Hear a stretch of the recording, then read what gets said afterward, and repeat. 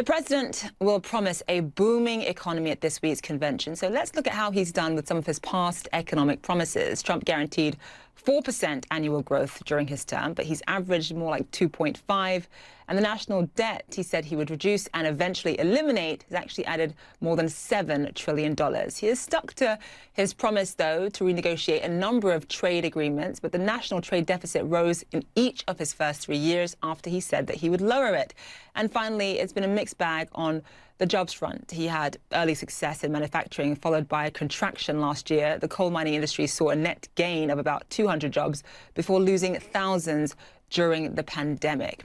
And many U.S. companies are still making their products abroad, despite Donald Trump's promises to the contrary. Few can comment on Trump's plans, quite like Stephen Moore, a member of the president's Economic Recovery Task Force. He joins us live now from Washington, D.C. So, Stephen, thank you so much for being with us. When you think about the U.S. economy right now, I mean, it is in shambles. I think we can all agree on that.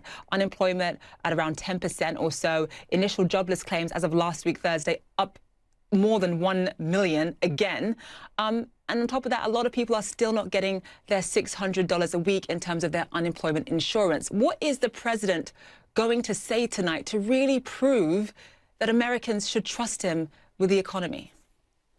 Well, hi, great to be with you again. Look, I would start by answering that question that you just asked about what does the Republican Party believe in 2020 and what is Donald Trump's primary message. I think it will be, to a large extent this week, what he said that carried him to victory in 2016, the message being putting America first and making America great again. And that's a powerful theme. I think Donald Trump's going to say, look, I created the best economy in 30 years up to the coronavirus, and that's pretty clear. We had the lowest unemployment rate in 50 years. We had lowest interest rates and lowest inflation in 50 years, rising wages, a big increase in manufacturing and blue-collar jobs. But you're right. Now the situation, I don't know if I'd say our economy is in shambles, but it certainly has been taken a huge hit. I mean, a huge hit from the coronavirus. And I think one of the central messages will be, and I think this, frankly, is something that will determine the outcome of this election, which right now is really just about a toss-up. I think that the question that Trump wants voters to ask is not, do you like me? Because his approval ratings in terms of his personal behavior are not high. But which of these candidates do you think can guide us back to the economic, status that we had a few years ago? And that's the question of the day. So what is his number one agenda going to be, or do you think it should be, if he is to be reelected? I mean, obviously, make America great again, putting American first. Those are nice slogans, they look great on bumper stickers, but what does that actually mean in practical terms?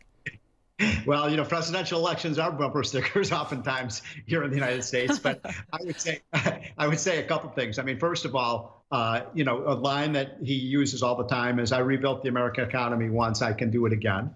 And that is a fairly persuasive argument with people. Trump lags behind Joe Biden on all sorts of issues. Who's better on racial issues, who's better on climate change, But the one issue where Trump, surpasses Biden is, who do you think can handle the economy better? So he's going to be playing that up big time. And by the way, you mentioned something else, which is a huge issue right now in the United States. It's not so much directly an economic issue, but the whole issue of public safety.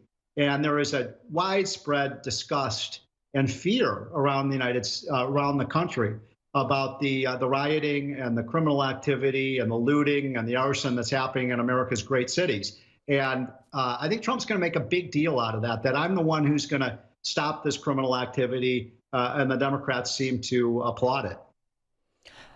Just shifting gears back to the economy, since that's what we're talking about here. One of the key issues as to why some people might not trust Donald Trump with the economy is partly because he underestimated the threat of the coronavirus from the beginning. Just early on, this was back in February, some of the things he said included, we have it totally under control. This is regarding COVID. It's going to be just fine. Later on that month, he also said, it's going to disappear. One day, like a miracle, it's going to disappear. And here we are 4 months later with 6 million people infected in this country and just under 200,000 deaths.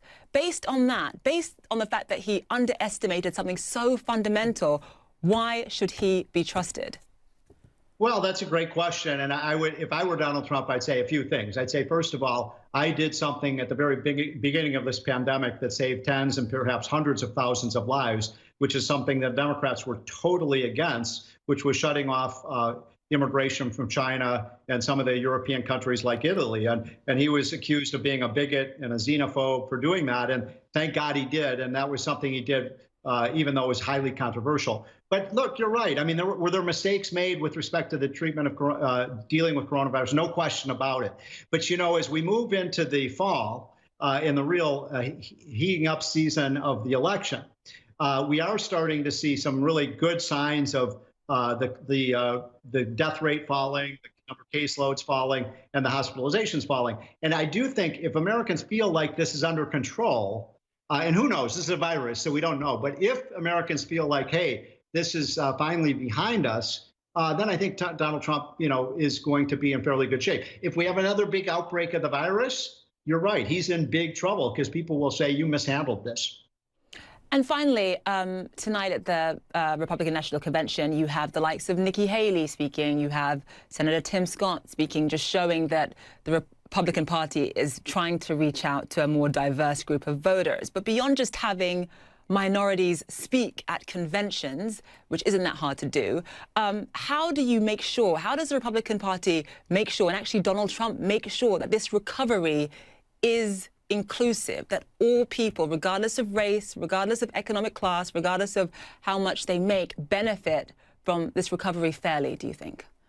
So that's a great question. And, you know, the big news of the day here in the U.S. today is a statement that Joe Biden made over the weekend, which is just now being picked up, where Joe Biden said, look, you know, if scientists told me to, I would lock down the economy again in a national lockdown.